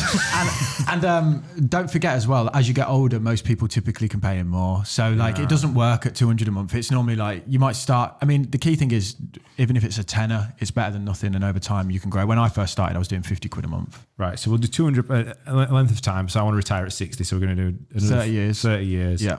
Estimated interest rate said 9%. Well, that just to caveat that so that people don't go mental in your comments. Well, more mental than they already do, but apparently that's a pre-inflation return, and that's an average based over the last 100 odd years. Okay, and then you should just calculate. It says interest rate variance range. No, like that's. See if we can skip that. Yeah. Compound annually. Yeah, just leave it annually, and then press complete. Oh, I'm gonna have to go harder. So in 30 years, I'll have 333,000. Well, yeah, but if you look at if you scroll down. What are you laughing at? I feel like I should play some list music. I don't know where. It should show how much. Can you see the red line? All right, yeah. So total contributions is 72,500. Yeah. But the rest of it is 33,000. Yeah. Well, 300,000. Sorry, 333,000. And the key thing is as well, if you're putting that money in a pension, you get tax relief on that. So or if you're doing it at work, right? You won't probably because you're self-employed. But if you work for a living and you put 200 in, your employer's likely matching that to 200. So then you get into 400. So there's systems that exist that help people out. This is why it's really important to take advantage of your workplace pension. And make sure that you're maximising the contribution. For 35 years, though, we're at like 550,000. Well, this is arguably how compounding. Yeah, this is how Warren Buffett's so rich, right? Because he started investing when he was 11, and he's just been compounding it for that amount of time. George, is he happy though? That's the question. We need to start taking 200 quid in an account, mate. Yeah, that's George is all right. He's waiting on that record deal. Well, I mean, so that's your compounding. Have you got any advice for Mr. Beard for his for his just keep doing what you're doing. Like investing. I'll be dead by the time I'm 50. I'm all right. I don't need to worry about that. I don't think you will. You know, your understanding of a diet and stuff is pretty impressive. Thanks, man. You should see my YouTube comments. Fucking heart attack incoming. Yeah, we'll see. That's Fat Jackie on a sofa, like just eating a KFC bucket, having a go at you when you trim. Yeah. I mean, it's just calories in versus calories out, isn't it? I guess. Yeah. Well, that's the bulk. For the sake of common understanding, that's the best way to put it. Yeah. Of course, it matters what you eat. You don't want to be eating like McDonald's because it's not even really food, right? 80% nutrient dense stuff. The rest of it, cheesecake. That's what I'd recommend. What's next up on the agenda? Property. So I want to talk about this because, again, like in lockdown, my mate's a mortgage advisor. Adam's looking at moving houses. He moans at us every week that he wants to move house and still is yet to move. But don't kickstart me, brother. In lockdown, everybody took advantage of the free for the stamp duty relief and went and got the big baller house. I was tempted. I thought, fucking hell, this is looking all right. This stamp duty relief. Let's go get a big house. The prices just went up by the amount of stamp duty that people say. Yeah, the chickens are coming home to roost now because the interest rates have gone up and people are going, I can't afford that house. Like the state of this, surely, like I just spoke to Rishi about that. Like, what's going on in the world of property? Well, all property prices are a feature of supply and demand, right? If there's more people buying than there are selling, prices go up. And now that it seems it's been that way for a long time, right? That like buyers, it's been a seller's market as such. And it felt like that period in COVID where prices just went mental was like the peak of that. Because they've removed the stamp duty thing, loads of people just flooded into the market. And also people just sat at home and were like, I'm bored of this place. I want a bigger place. I think now what we're seeing is a shift to the other way. So it's becoming a buyer's market. What all that means is that people are motivated to sell. They need to sell. In the past, it was like, I don't need to sell. I'm just going to wait and you're going to pay me above asking price because there's 20 people viewing the house on day one.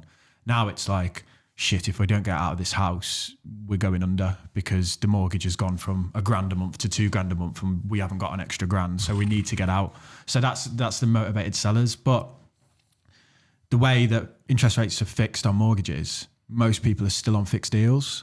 So it takes time for it to feed through. It's like they lag the interest rate. So it just simply means that it's going to be 12 months really until we see the full effect of the interest rate rise on everyone, maybe even longer, because a lot of people locked in at 2-year deals and stuff. Yeah. But as these motivated sellers drip into the market and prices start to come down, you'll see them fall.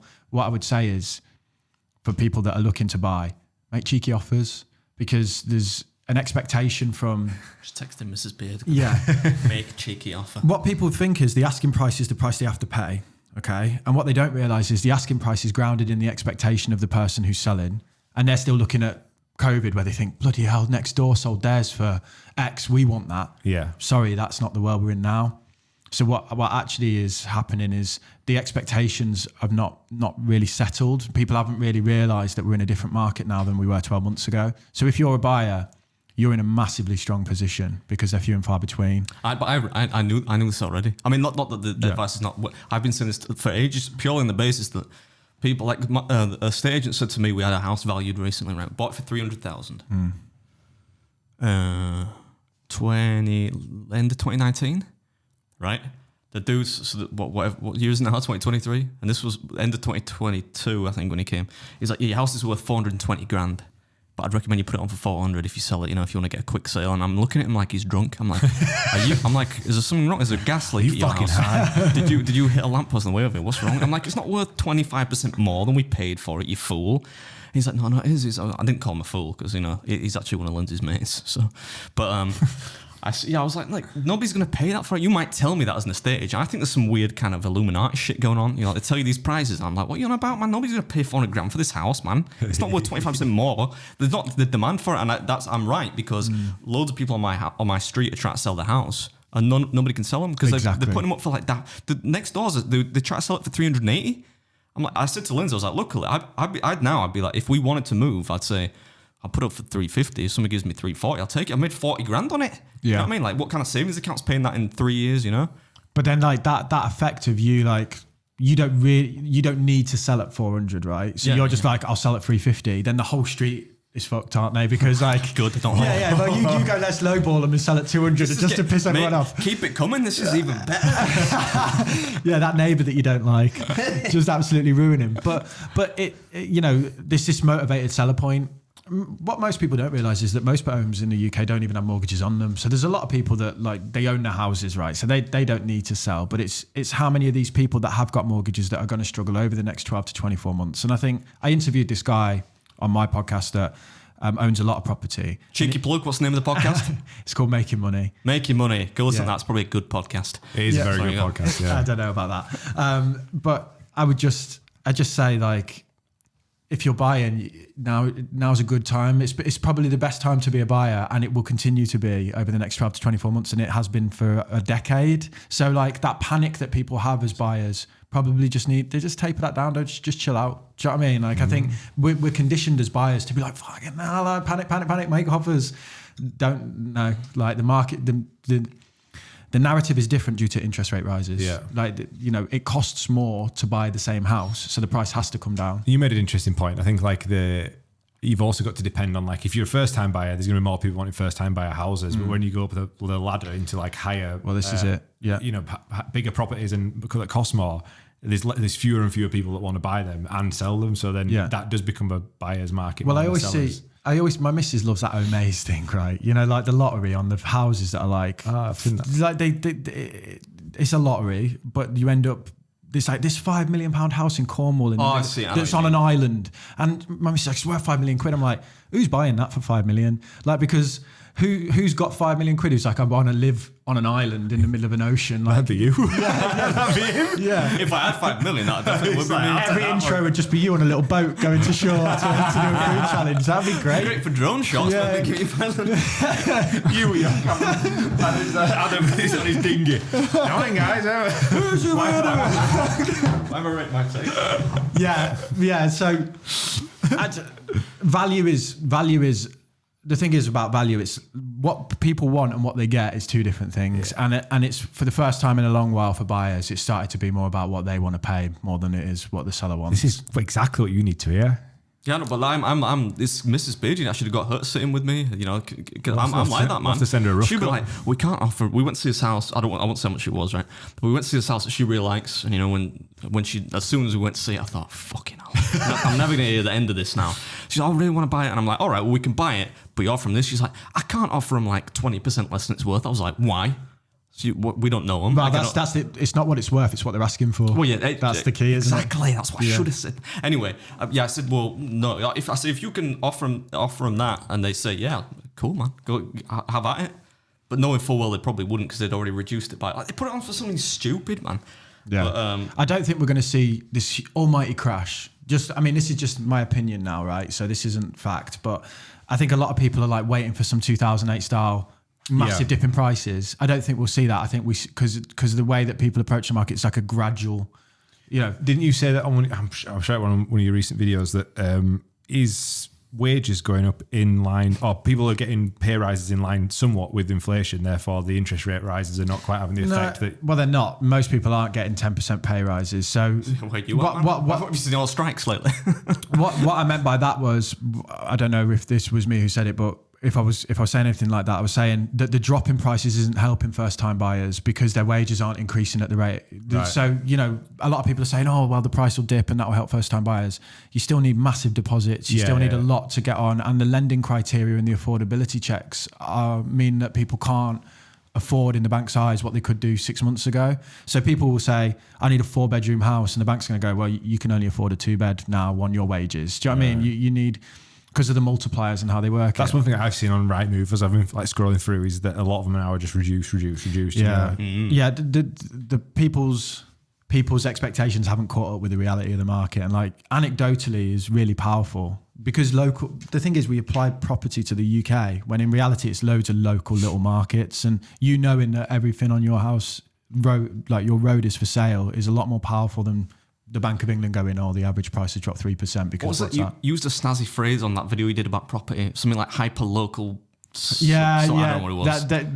That was like the Halifax or someone talking about hyper local. Fuck those guys. Hyper local trends or something. Something like that. Yeah, they're basically saying that, you know, certain areas of we apply an average to the whole of the UK when in reality every market is completely different. Yeah. There's certain areas where I live where there's roads that they're never going down in price because there's only like 20 houses there and everyone wants to live there, and as soon as one comes up it's gone. But then the next road they might collapse because they're not as appealing. It's all about your local market, isn't it? But the key message is for buyers, just chill out. Like, you're in a good place now, and it's going to get better likely, I would say, over the next 12 to 24 months.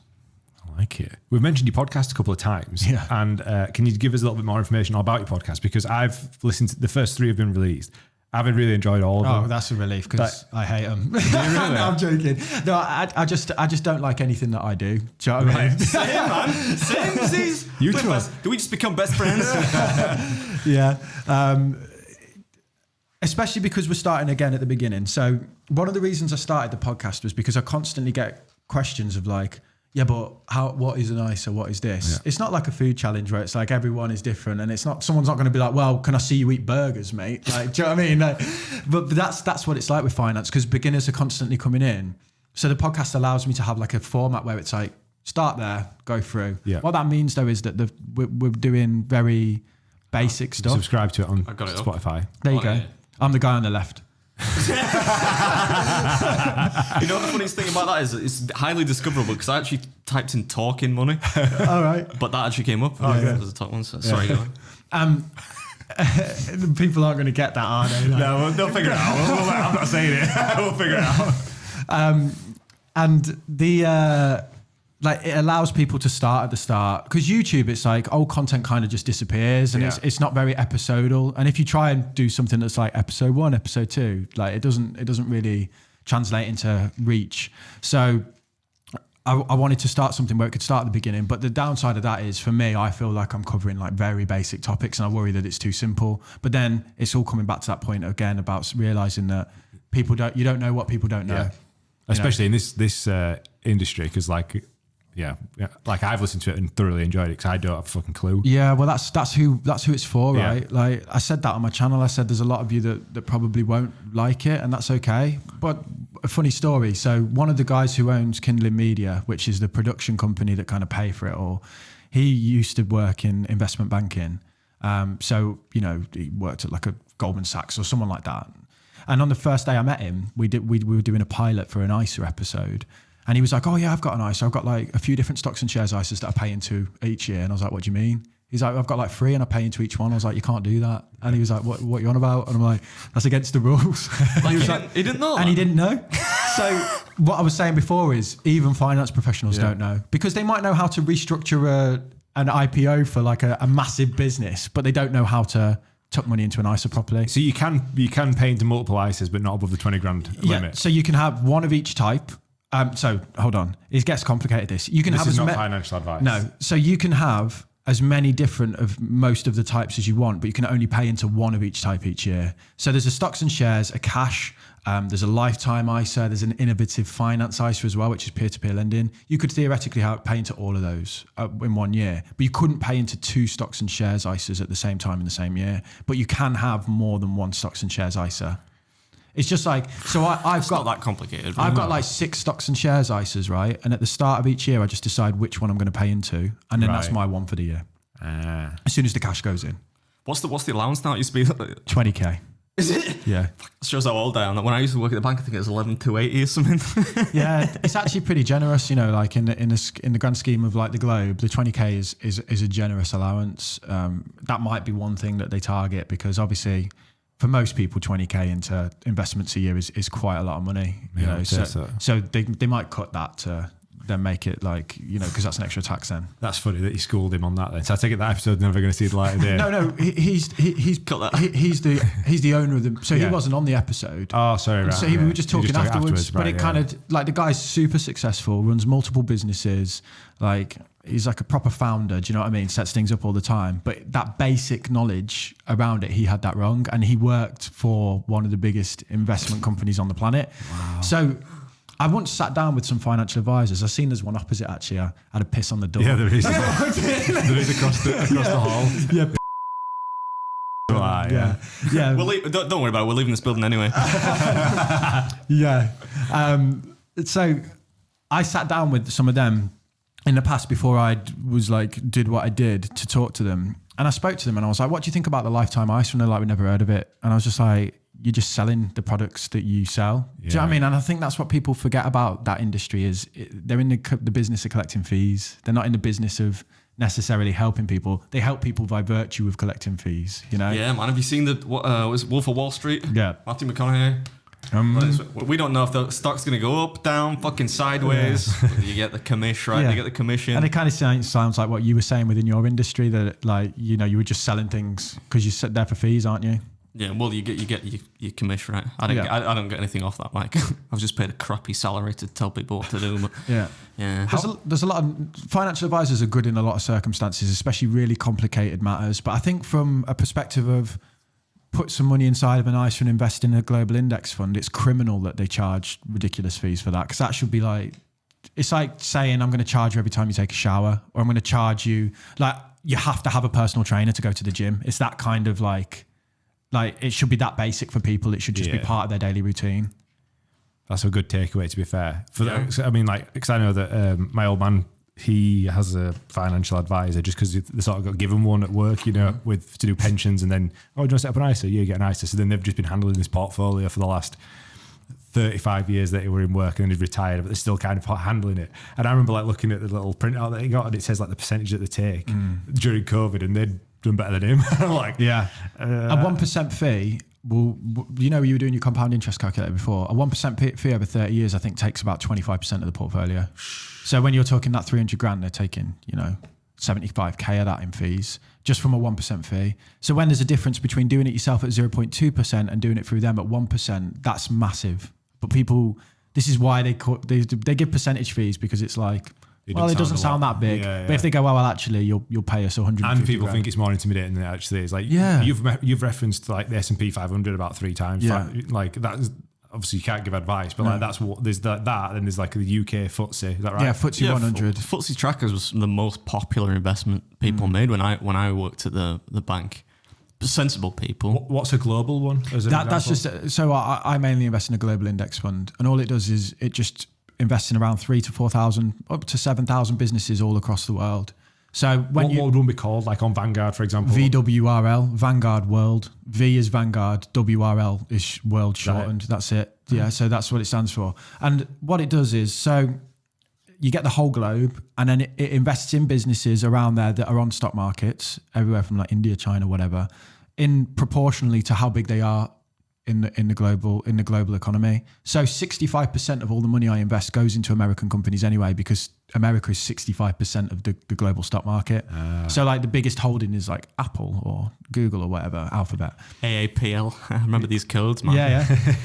All the Apple fanboys like, I can't buy a new phone, but I love an Apple share. How much is one share? Fucking 600 quid or something. Yeah. But the key thing is that like most people buy the S&P 500, which is the top 500 businesses in America, because traditionally that's done very well. But they are global businesses, right? So they sell their products everywhere. But I just buy the whole world because I just think maybe America might not always dominate.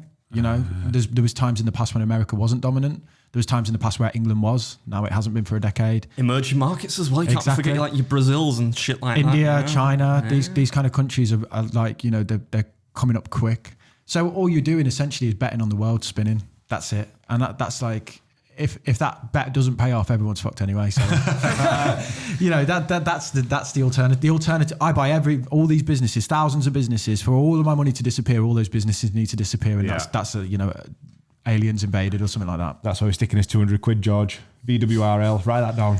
You're making notes, mate. It's not going to make you rich overnight, but what it's going to do is it's going to make sure in retirement that you're comfortable, which is probably the biggest risk to most people financially. Because while you can still work, you can always earn more money. So the key thing to separate from investing is this idea of getting rich quick. And what you're actually doing is you're just making your money work for you in a smart way. So when you get to retirement, you've got something there, and then just focus on what you're actually good at. I would say making podcasts for you, but you're clearly not very good at that. So whatever it is you do, mate. I was actually going to compliment you on your podcast is so well produced and concise. That's because somebody else is fucking paying for it. We need to get these boys invested. You do your script at the beginning. It's so well. Nothing compared to what we do. It was just a bit dry, that chat for a few minutes. So I thought I'll throw something in there, just spice it up a bit. Well, on the topic of, we've got anything about crypto or no? We can do, yeah. I was just going to say real quick, what are Damien's opinions on? Because he just gave a very sensible message there about, not betting on getting rich quick. What are your thoughts on crypto? Because we have had somebody else in here, what's his name, who is financially quite successful, who was very pro crypto, wasn't he? But that was a long time ago now. Who, Jimmy? Big Jimmy, yeah. Yeah, but Secret Jimmy. So Jimmy Hill was the owner of a company called Hairburst, Right. And they sold to JD Sports. That's what he told us on the podcast but that's a public company, so he obviously did all right out of it. Yeah. And he was like, I've got I think he said like 1%, but his 1% compared to our 1% would be very different. But he was like, but it's still just 1%. He's like, yeah, if you stick it in this, I think it was more than that, man. Something about a crypto wallet. But anyway, I don't want to get into specifics. What are your thoughts generally, Damien, on crypto, and if you should at all dabble in it? I've got crypto. I've got about a 1% hold in, but the problem is it's completely unregulated, right? So there's absolutely no protection, and we've seen that. We've seen what the ramifications of no regulation are. It's funny that people will go, oh, it's decentralized and that's the benefit, and then it all collapses and they go, oh, a little bit of centralization. I'll take a bit of that regulation. The thing is, if my whole thing is I don't really know what's going to happen, so I bet on the whole world, then I should, by virtue of that, take some crypto because I don't know what's going to happen there. But I'm not exposing myself to the point of 10 to 20%. But I put 1% in because if it pays off like people say it will, then that'll be plenty. Like if it's going to 100x, then my 1% will do all right. But if it crashes, which is more likely than not, then I'll still be okay. The thing is, it's like, what surprises me is that people will say investing's too risky and not do it, and then go all in on Shiba Inu or something like that. That's Is that a new one?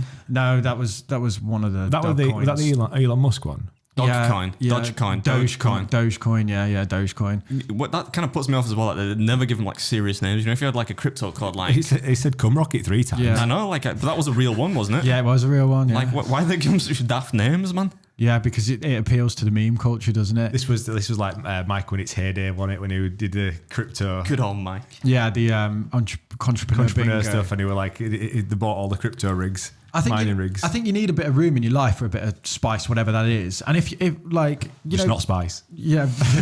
Yeah. People do accumulators on a weekend. Yeah. Like it's a bit like that. Yeah, it's stupid, but it's like that. Like, right? Like in the sense of it's a bit of an unknown. And there's certain people that will know more about cryptocurrency and they'll be able to make money, but they live and breathe it. And if you're not living and breathing it, then the chances of you just stumbling across something, it is like rolling the dice, right? It's like an accumulator. You might think you know more about football, but you're not Pep. Like, do you know what I mean? Yeah.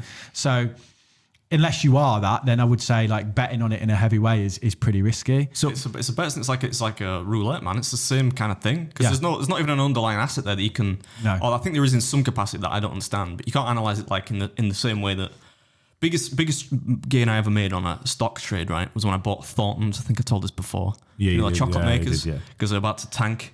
But like Thorntons is a brand, right? Yeah. Like which is it's fucking the heritage of that brand, right? I'm like, this ain't going. Like somebody's buying this shit, right? Some company, fucking Tesco, whatever. I think it ended up being Ferrero, make Ferrero Rochers. Yeah. So it's gonna. I don't foresee this is gonna get any lower, right? Somebody's gonna come in and buy it, and it's gonna go up, right? And it did. The only downside was I had no money, so I only put like 100 quid in it. But I think I made I don't know how much I made, but I made a decent amount on it, right? But that was like I could project that. I didn't know, right? But what I knew, I was like, you can make a judgment based on what you know. Yeah. With crypto, I'm like, well, I don't fucking know. I might as well toss a coin. You did that, didn't you? I heard you say that on your podcast. You did when COVID hit. You put all your savings. You stopped buying. You said, I'm not buying a house. I'm going to put my money in the stock market. Yeah, I was about to complete on a house, and I just pulled out and whacked the whole deposit, which was like 20 odd grand into the market. Because, but this is... How balls is that? It's not to me, though, because it was sensible, because I saw that Google had dropped 30% in value, and have 30% of people stopped using Google? No. Do you know what I mean? Like, so to me, that made complete sense. It was more risky to buy the property. So but then it's what you're comfortable with. And if you're sat at home and you're not comfortable with that, you don't do it. And the key thing with crypto is there's people there that are going to be a lot more into that than I am. But from a general perspective, should you listen to your mate in the gym about a crypto? No. Like, if you're gonna play big money on it, you need to be living and breathing it. Yeah. And with the stock market, I live and breathe it in that sense. And I've been through enough crashes, like 08 and that, to know that really good companies tend to get dragged into the crap when everything else goes down. And a company like Google or Alphabet at the time, it made no sense to me why that had dropped 30% in a few days. So I was just like, put all the money in there. And in a month, it had gone back up. I was prepared to leave that in there though for 10 years. And that's the key. That's crazy. That what's so your co-host T? He's in the crypto world, right? Yeah. What's he do? Like, what's the? God knows. It's an interesting oh God, yeah. It's like me and him. Yeah, well, this opposites attract. The production company were like, we want someone that kind of represents the audience. I don't think he even does that, to be honest. He's just one of my best mates, and he's always been a good person to riff off. And he works in the crypto space, so he's got some interesting stories from there. But he'll be openly admit that he's lost loads of money and he's made money and stuff like that. But yeah, he's not coming at it from like, I'm an expert. If anything, he's more there to kind of like, when I get carried away with a guest, he's like, what the fuck are you talking about? Do you know what I mean? Like, just bring this back down to earth. Is that what you do? Not really. Well, you're the one that gets carried away with the guests, right? Do I bring it back down to earth? George's just falling asleep, man, over there. George we're on the drink last night, wasn't it? Yeah. It's like, what was it? VWRF. One of the questions I wanted to ask, and it's based on one of your most recent videos, but a very important thing to ask and discuss is, does money buy you happiness? Because it's we all chase, like many people chase it. Wayo did a video on this, man. Yeah, but so like, I can talk about it all day long. Is this one of those things? Sorry. You're fucking useless at this. Not everyone's watched my videos. But no, not like you, where half the world has watched every video. I've met many successful people across, like in the celebrity world, who you would foresee when you look at them from outside looking in at Instagram, and they've got the watches and the cars. You think they're loving life, and they're not happy. And so, I think I can. Having met all these people, said that money doesn't buy you happiness. Like I feel like I've witnessed that, but most won't have ever witnessed that. What's your take on it all? Because we all chase that dragon. Yeah. Of like, let's make more money, or let's try and make more money, or like that's going to be the thing that'll make us happy. Yeah. We all know that money won't make us happy. We just want to find that out for ourselves. Yeah. That's what they say. Do you know, by the way, that chasing the dragon is like a reference to drug use? Yeah. Yeah. All right. Was it Puff? The magic dragon. Yeah, but it's like an old, like, from when they used to do... Heroin? Was it? No, back in like Victorian days, what was it called? That shit they used to do. It was an opiate of some kind. Anyway, sorry, go on. I just like... So drugs will make you happy. Demonetisation is a real thing. You have to put a drugs disclaimer on now. Okay. Go on, sorry, what you're saying. Yeah. So, like... The academic research would suggest that you can buy happiness, but you just need to spend money on the right things. And those things are like, people are going to switch off at this point. They're like giving and experiences with friends. So if all happiness is chemicals in the brain, right? Yeah. So, I think what most people think is happiness is a destination and that we get there and then we're happy. That's wrong. And that's the kind of expectation that leads to unhappiness. That's why lottery winners end up miserable, because they think as soon as they won the lottery, right, my life's perfect. And then they get a real life problem and they're like, oh crap, that didn't solve that problem.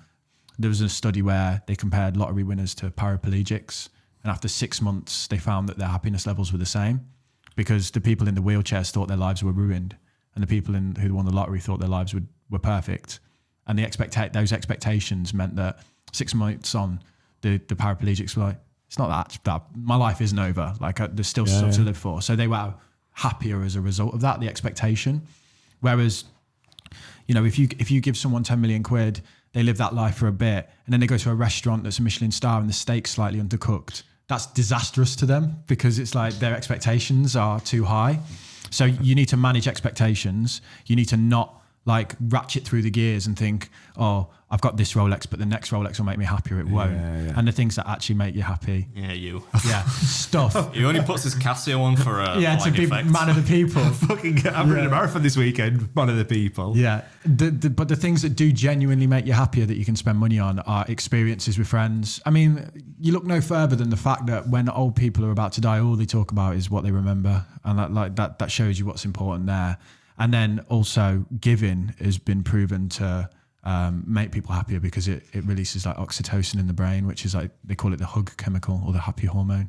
So, give all your money away, basically. So when we're filming that video on Wednesday, you give me a free service of like video production that make you feel better. Yeah. It would to anybody else but you. But the giving is like, you need to be close to the cause and you need to be able to see the impact. Like donating to Oxfam is from might be good morally, but from a happiness perspective won't do much for you. Yeah, you don't see the result. Yeah, you need, like, this is why people like that volunteer for local football teams and stuff. They're like happy people, fulfilled, because they're giving their time charitably and they can see the impact of that. But like donating money to a faceless charity where you never see where it lands, that won't make you happy. Yeah, it don't quite have the same effect. How are you finding the journey of happiness and wealth building, I guess? Like, are you striking the balance or? No, I'm completely miserable, mate.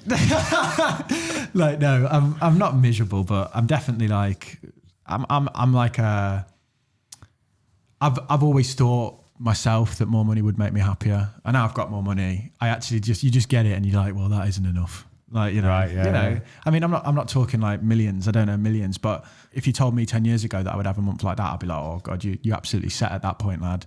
But I'm at a point in my life where I don't buy stuff.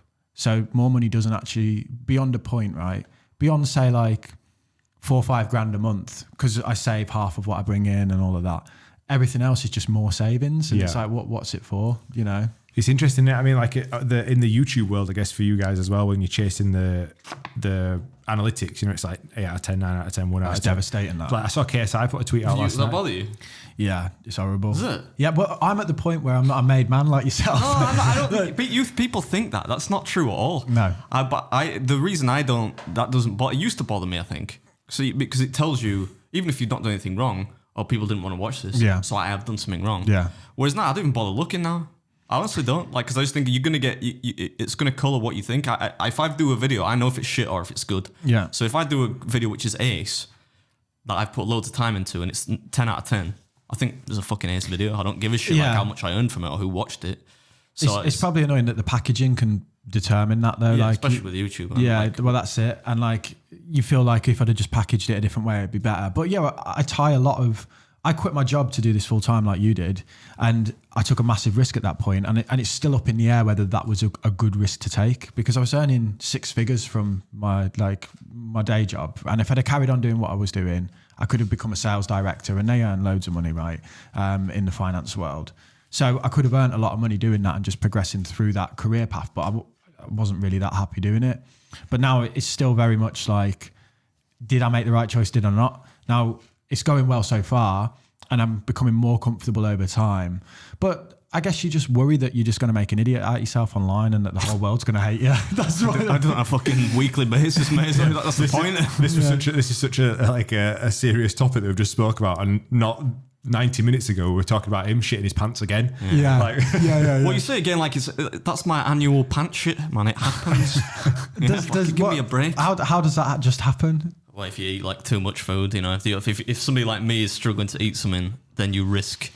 Especially like if you've done a little series where you've been eating overeating more frequently than you normally would.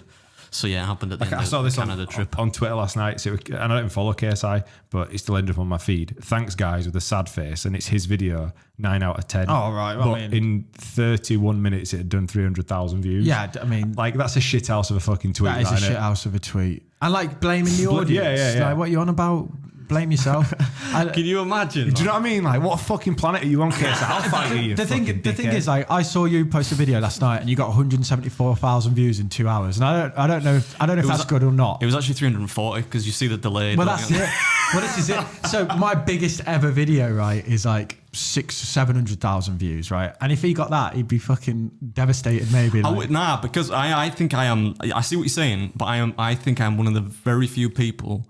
I remember, right? I remember when 100,000 views on a video was mind blowing to me, right? So to me, if I remember when 1,000 was for me, like, you know what I mean? Like when you first started. It's like you said about happiness, you kind of forget. It's called hedonic adjustment. Yeah, I know. I did watch the video. Next time, don't invite me. Just play some of my videos. Like, just put my laptop and play some of the videos. Yeah, be like, yeah, seen this one. I'm trying to show enthusiasm because normally when I get a guest on and I say I've never fucking heard it. Paul Smith sat there. Paul Smith like, fucking I love your videos. Me and you're like, yeah, I've not actually seen any of your stand up, but I'm sure it's good. I'm sure you're funny. Yeah, but no, I think I'm getting much better at keeping a level head about it. I think if I did upload a video and it got like 50,000 views, I'd be like, shit. Then it would be a bit of a, but then it would just be a statistical anomaly, right? So I'd be worried about that part. But the hard thing for me is like, I've got this thing in my hands that could potentially set me up for life, and that would have impacts for my son. And and I feel like I've got like the golden ticket in my hands, and it might just fall through my hands still. Do you know what I mean? Like you talk about it like that. I'm not quite set. Yeah. And like, maybe people can't relate to this, but it's like, imagine like you've got the chance and now it's like you might mess it up. Yeah, and this that's is terrifying. your chance. Yeah, and if in 10 years, like I didn't quite do it and I'm back in doing the thing, I feel like I'll regret it for the rest of my life. It's a tough one, that, isn't it? Because I mean, like, there's even if that fell through now, you've all self-propelled. You've had a better chance than most. Like you've got a lot of people don't even break out of the mold of society. You know, Yeah, so 9 to 5. So exactly. like, arguably at this point, you've already fucking cracked it. But I completely understand that you're sort of striving for the next thing. Yeah, it's just financial security really, so that I can say like I don't want to do this anymore or do. But then at the same time, when I was studying No.10 the other day, I was like, well, actually I could say right now you've done all right from a where you've got to perspective. You know, you could be like, well, what's bigger than that in your space? Is that hedonic adjustment? Is that where you say like you basically just keep resetting the benchmark? Yeah, it's actually useful for us from a perspective of survival, and it's why people can live anywhere, right? Why do Spanish people come here and go, how the hell do you live in this miserable place? But then they're here for a year and they're like, oh, it's all right, you know. Yeah. That's hedonic adjustment. And when you lose a loved one, if you didn't get used to that, you would just be depressed the rest of your life, wouldn't you? So we need that to be able to move on, but it's bad from a perspective of the world we live in now, where you can keep consuming, because we just constantly ratchet through the gears of like what is our baseline. Like the fact that when my first ever job was 15 grand a year and I thought I was the man, I bought a Hugo Boss suit for like $1,000. Yeah, dude, I told you I was an idiot. You should have won. I wrecked it on a night out. Just lived in it. Do you know what I mean? Whereas now, like, I could earn that in a month, and be like, oh, well, it's not quite secure. Like, that's crazy, and I know that's crazy, but that's the battle that I face. A lot of my content that I make is me saying I'm struggling with this. Here's what I found, because I'm trying to figure out why I'm not happy. No. You know. It's a wild ride, isn't it? And as you said in that video, like, comparison is a thief of joy. Like, no matter where you are on the ladder, there's always someone bigger. There's always some, like, not literally views wise. And I mean, I guess even you probably look at other channels within your niche, because you mentioned some guy and you were like, he's like the beast of eating and he eats like 600 hot dogs in a minute or something stupid. Oh yeah, but that's eating ability. That's not like. But you've also got. But he was getting a lot of views. You were saying he was getting like Matt Stoney as well. Matt Stoney, Stoney, yeah, he was the guy that like straddled. Like he's still, like, to me, I think that's the best eating channel there is on the internet, I think. But also, yeah, he was an incredible competitive eater in the sporting sense, if you want to put it that way. But I don't compare myself to other people. I think I'm the wrong person to use this comparison, because. Well, what's wild is I'd never heard of you until you approached me, but then my mates all had. But you're massive, right? You know that. Like you're getting a couple million views a video. That's top tier creator. But you can exist in our space, and most people don't even know who you are. So you have this thing of like, oh, like there's bigger people. When in reality, you could be getting 10 million views a video, and there's people have not even heard of you. Do you know what I mean? People know that one normally when we meet them, and I say, "Who the fuck are you?" That's what do you mean? I'm not big shot YouTuber guy. I was hanging with Jake Paul last week. I'm like, and yeah, well, that's it. Like it's all bullshit, isn't it? Yeah, I mean, it's like, the world that you boys live in with like the YouTube views and everything like that. That's the most. I was chatting to somebody the other day about it, and Paul Smith was the guy that I had an example with. I was like, Paul Smith, I've been around the streets with him loads, walking around it, and he hardly ever gets stopped. I walk around with Adam, get stopped every 5 minutes. That's crazy. Paul Smith sells out an arena for 20,000 seats, 20,000 people screaming your name, like, love you. They've, you know, like, the massive fans, 2 million views. He's seen the 20,000 people. You've not seen 2 million. Nobody says that to me. Do you know, what a mad, you know, like. Yeah, my mate was like, to me, he was like, you realise, like, you fill out the O2 Arena every single time you put a video out, and that's a bad video. But you never meet them. But I never meet them. That's I never see fucked up, them. innit? Well, that part of like, you know, when celebrities talk about how they're nervous before they go on stage and then they go on and it's like a release, I feel like a YouTuber doesn't get that. You just kind of like, and then you throw it out and then you just get a few comments and you're like, did people like it? Did they not? Like, there's not that like feedback from a crowd. Yeah. Because I guess as a musical artist, the whole world can hate you, but you can step out on stage and there's a room full of people who love you, and that's nice. You know, like... like even Machine Gun Kelly, people like him, don't they, for fuck's sake? Yeah. Do you like Machine Gun Kelly? The rapper / rock person. Yeah. I mean, I've got no opinion on him, really. That's better than what I'm mostly getting in this room. When he first started rapping about Cleveland back in the day, I thought he was pretty interesting. Back when he was doing his lace-up thing. Yeah. So I probably got a bit more of an opinion on it than most, because I quite like rap music. So I thought back then. And then, you know, the whole, like... making Megan Fox wear a ring that hurts her if she takes it off. That's a bit weird. Yeah, I didn't go quite as deep as that. It was more like the. Have you heard that? No. So He's the biggest Machine Gun Kelly fan. He probably didn't. He probably knew and didn't tell me. The engagement ring that he got her, if she takes it off, it hurts her. Like that's just. In what sense? Like it stabs her finger. Oh, like a barbed hook for fishing. Yeah, literally like.